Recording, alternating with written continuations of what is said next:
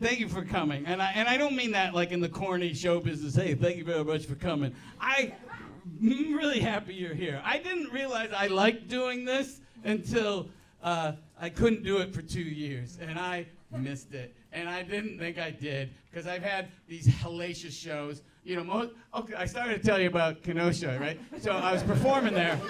This is just 2 weekends ago. And I don't even know what I'm talking about, but this guy goes, just randomly this guy yells up, "Fuck Joe Biden!" And he keeps going, "Fuck Joe Biden!" And he's in a wheelchair, the guy. And I go, "Did he run over your legs?" I did a gig where they were so drunk in Wisconsin. It was this whole tent of just Summerfest, right? They're in the tent, and it's all these pink people. It's a very sunny day, and they're holding beers, and it's fucking horrible. And the funny thing was I go out to do the show, and the guy, his name was Punky, he was the stage manager, and he goes, "Hey, don't swear while you're out there."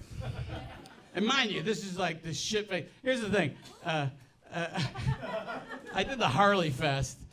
This is before this one. I did the Harley Fest at the same venue, and this drunk woman, I don't know how this drunk woman got into the Harley Fest. She must have slipped through security. But I signed an autograph on her arm, and she went and had it tattooed immediately. Yeah, and I go, "Don't do this." And she goes, "Why not?" I go, "Because you could realize that I'm not that funny anymore."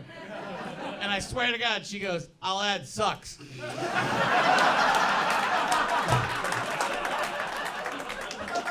So I'm at the Wisconsin Summerfest, and the guy goes, "Don't swear." We had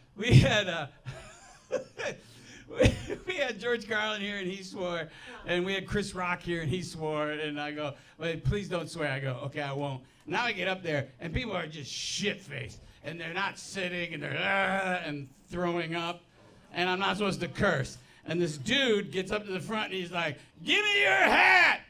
Woo! Give me your hat!" And he's kind of like a hot dude, like he had muscles and stuff. And I go, "Well, give me your clothes, and I'll give you my hat." And he takes off his clothes, except his underwear. And I go, "Hey, I need to see some cock if you want my hat."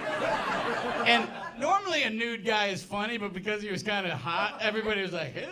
It was weird. Like, the dudes were uncomfortable, and the women were like, It was weird. It's kind of mayhem in the tent now that this guy's nude. I give him my hat, and then I walk by the stage manager who told me not to swear. I go, "Hey, man, I'm sorry I said cock." So I've done over the years, I've done a lot of things that I kind of snap on crowds. Like and I'm not proud of it. Like I was in Atlanta, this is a long time ago. I was in Atlanta in the 80s. Oh my God, Dennis Miller was my opening act. And he was a Democrat. That's how long ago it was. And I'm on stage, and is there a venue here where it's outdoor venue where like rich people buy the front row seats? What's it called? Ravinia? Am I saying it right? Ravinia. And I don't like those seats because it's like you have these people who don't laugh, who spend a lot of money, and they're having wine and cheese, and then the people that actually like you're in the middle, and then the people who it was a last-minute idea are like on the lawn. Woo! I remember a dude had a flare, and I'm in Atlanta. I think it should be just one price for, I don't know why. I'm turning into Bernie. It should be one price for everybody.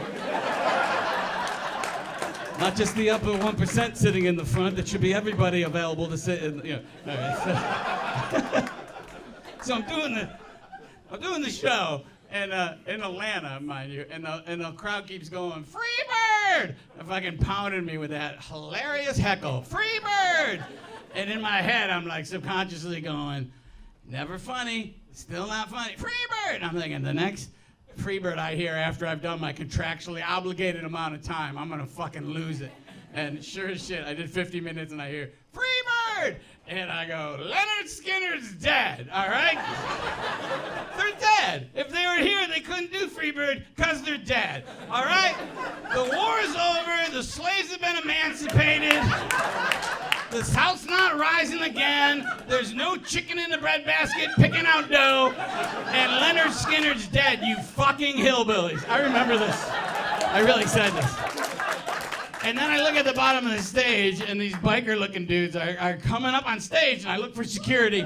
No fucking security. And they're coming up, and they get closer, and they got laminated passes that say Leonard Skinner's Survivors Tour.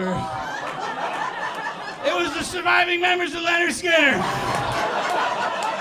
Sometimes it's not about me. That's what I learned. It's a 100% true story. I was like, ladies and gentlemen, Leonard Skinner.